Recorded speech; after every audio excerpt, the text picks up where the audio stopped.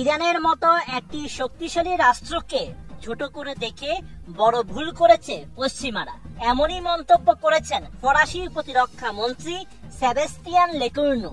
সেই সঙ্গে ইরানের কৌশলগত ও প্রযুক্তিগত গভীরতা সম্পর্কে সতর্কতা উচ্চারণ করেন এবং পশ্চিমা নীতি নির্ধারকদের ইরানের সামর্থ্যকে হালকাভাবে না নেওয়ারও আহ্বান জানান এই প্রতিরক্ষা মন্ত্রী।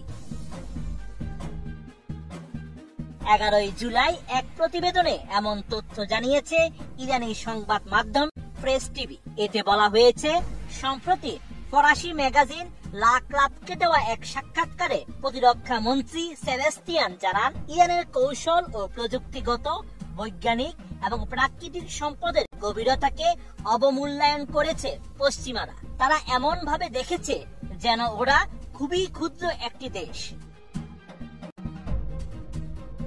ফরাসি মন্ত্রী উল্লেখ করেন, 1979 সাল থেকে চরম নিরাপত্তাগত চ্যালেঞ্জের মুখেও টিকে রয়েছে ইরান।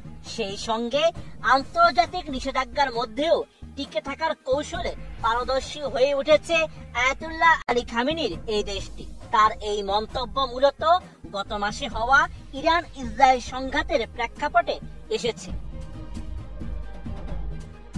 গত 13 জুন ইরানের উপর একতরফা ও উস্কানিমূলক হামলা চালিয়ে কয়েকজন জ্যেষ্ঠ সামরিক কর্মকর্তা ও পরমাণু বিজ্ঞানীকে হত্যা করে যুদ্ধবাজ ইসরায়েল।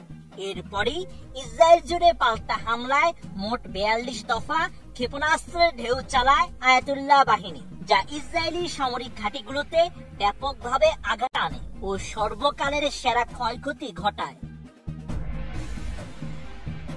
ইসরায়েলের হামলা নিয়ে ফরাসি প্রতিরক্ষা মন্ত্রী জানান, গত 2 দশকে ইরান তার প্রযুক্তিগত জ্ঞান এমন পর্যায়ে নিয়ে গেছে যেটা এখন আর কিছু বিজ্ঞানীকে হত্যা করে ধ্বংস করার বিষয় নয়।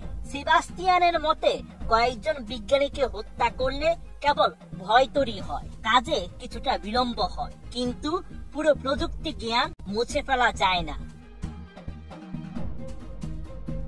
এছাড়া ইরান বর্তমানে ক্ষেপণাস্ত্র প্রযুক্তিতে সম্পূর্ণ দক্ষতা অর্জন করেছে।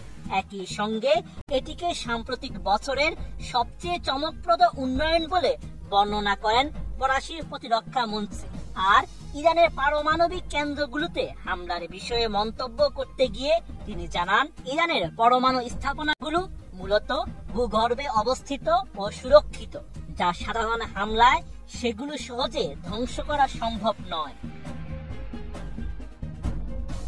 বিশেষজ্ঞরা বলছেন, এই ইস্যুতে সেবাস্তিয়ানের এই মন্তব্য মূলত পশ্চিমা বিশ্বে ইরানকে ঘিরে একটি নতুন বোধোদয়ের ইঙ্গিত দিতে পারে, যেখানে ইরানকে আর সহজ প্রতিপক্ষ হিসেবে দেখা যাবে না, বরং একটি কৌশলগত ও প্রযুক্তিগতভাবে আত্মনির্ভর রাষ্ট্র হিসেবে বিবেচনা করার প্রয়োজনীয়তা দিনকে দিন বাড়ছে।